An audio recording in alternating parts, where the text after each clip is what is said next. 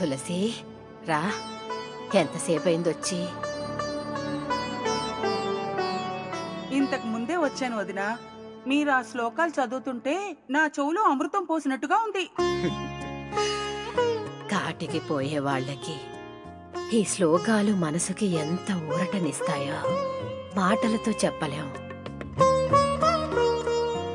చంపేదెవరు, చచ్చేదెవరు?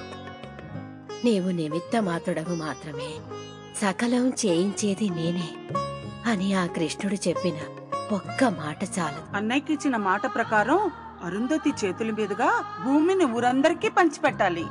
ఆ తర్వాత అరుంధతికి పెళ్లి చేయాలి. అవేమీ చేయకుండానే వెళ్ళిపోతారా? అవేమీ కుదరదు. అరుంధతికి మీ అవసరం లేకపోవచ్చు, కానీ మాకుంది, ఈ ఊరికి ఉంది. అందుకే మీ పేరున అరుంధతి పేరున గుళ్ళో అర్చన చేయించాను వదినా. పిచ్చిదానా, మేమంటే ఎందుకే నీకింత ప్రేమ? అన్నట్టు అరుంధతి ఏది? అలా ఊరు చూసొస్తానని వెళ్ళింది. నాన్నగారేరమ్మా?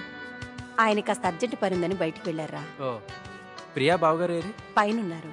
సరే, నేను బావగారితో మాట్లాడొస్తాను. ఒక్క నిమిషం రా, నేను వెళ్ళి చూసొస్తాను.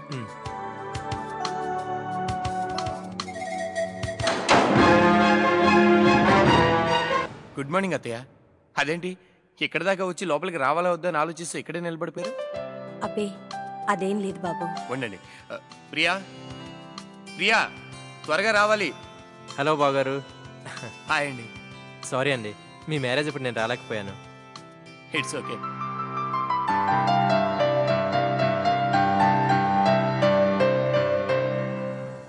ప్రియా, ఎలా ఉన్నావమ్మా?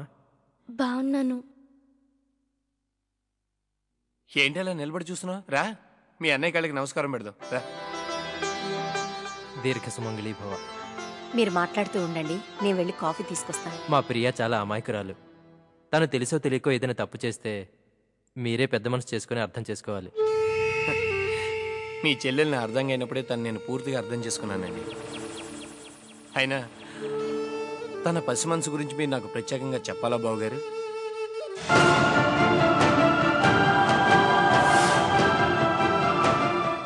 నా భార్య గురించి ఏమైనా ఇన్ఫర్మేషన్ తెలిసిందా? సిటీలో ఉన్న అన్ని పిఎస్లకి మీ మిస్సెస్ ఫోటో పంపించాం.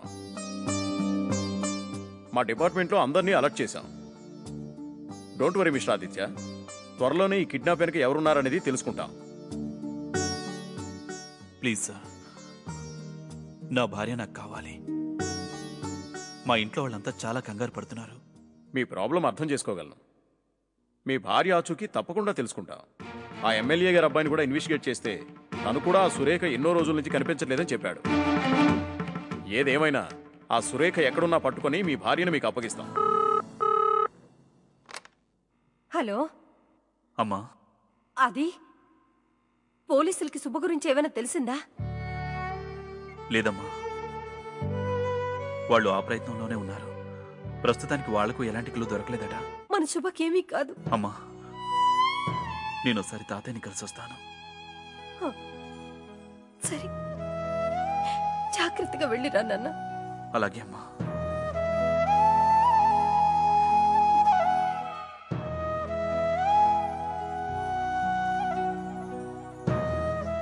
అమ్మా, ఏంటమ్మా అలా ఉన్నా?